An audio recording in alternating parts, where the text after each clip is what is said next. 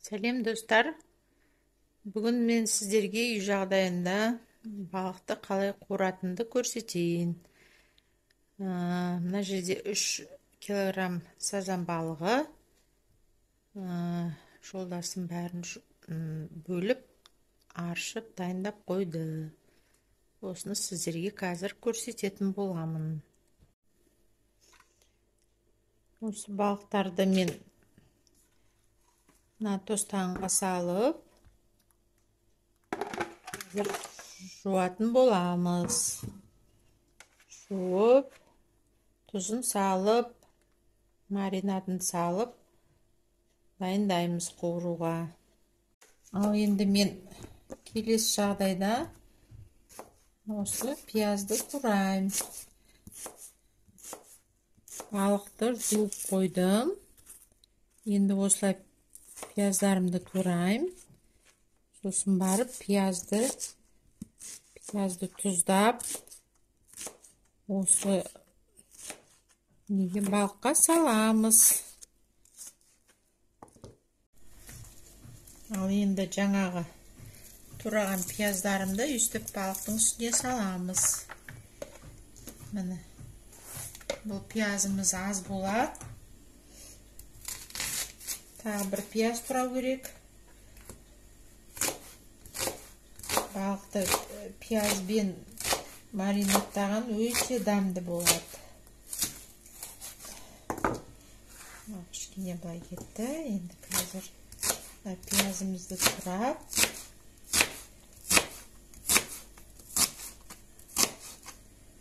осы балығымыздың үстіне саламыз. Бұл балықтың үстіне тағы да қазір дәмдеуіштерімізді саламыз. Ал енді балығымыз дайын. Мына жерде жуып, бәрін дайындап қойдық. Енді бұрышымызды саламыз. Қара бұрыш саламыз. Көбірек салсақ, өте дәмді болады.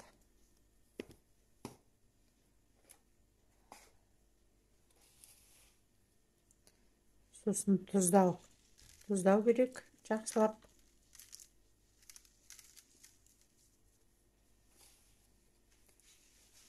Жақсылап тұздаймыз балығымызды.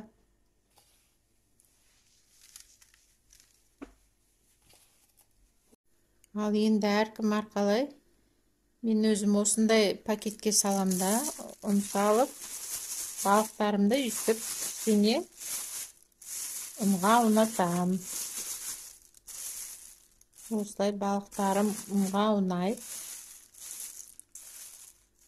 Сосын барып қуыруға болады. Балықтарымды ұнға ұнаттым. Енді дайын болған балықтарды осылай қайнап тұрған майға қуырамыз.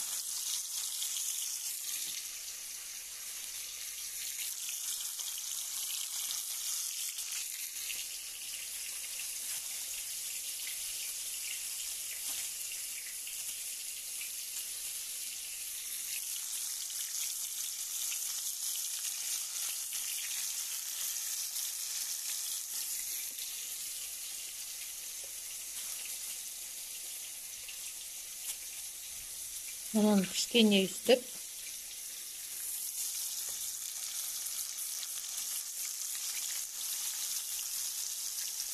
мына осындай табада менде балық қуырылып жатыр.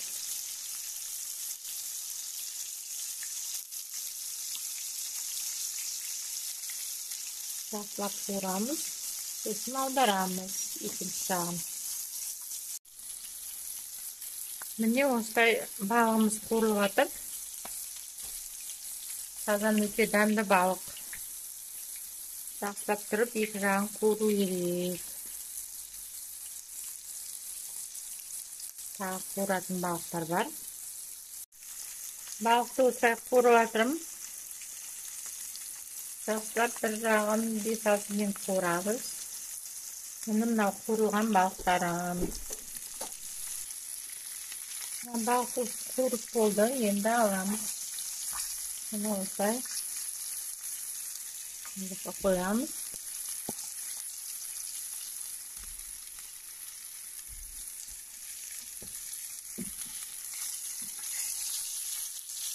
Қуырылмаған жақтарын кішкене басып майға қуырсаңыздар болады.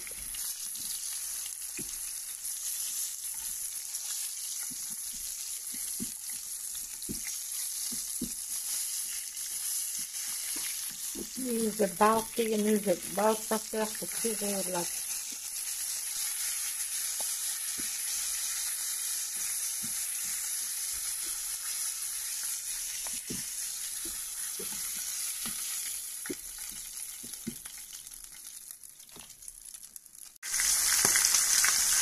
Әлі қуырылып жатыр. Біразын қуырып қойдым. Міне осындай қып-қызыл қуырамыз 2 жағын. Сонымен аяқталып қалды.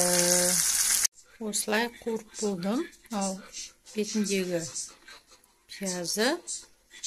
Мынау балығымыз бізге ас болсын. Ал енді жаңағы балығымды қуырып дастарханға алып келдім. Бізге ас болсын.